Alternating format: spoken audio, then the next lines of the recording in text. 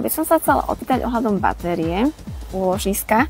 Kedy sa nám oplatí zakúpiť si batériu, aby sme mohli využívať prebytok? Batéria je veľmi dobré, fyzická batéria, veľmi dobré zariadenie na to, aby sme výrazne znížili naše náklady na elektrickú energiu. To znamená, cez deň vyrobíme, v noci použijeme, alebo v období, kedy je málo slnka, to znamená ráno, večer, v nejaké zamračené dni, alebo vtedy, keď nesvieti toľko, koľko by sme chceli. Cez fyzickú batériu veľmi ťažko vieme preklenúť obdobie viacerých dní až týždňov. To znamená, je to skôr na takú okamžitú potrebu.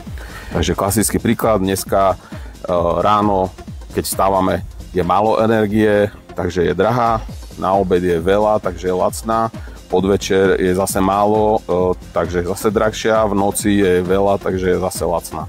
Takže to bol taký obecný príklad, ale v podstate to takto nejak funguje, takže vy keď máte batériu, tak viete ju používať v takýchto cykloch.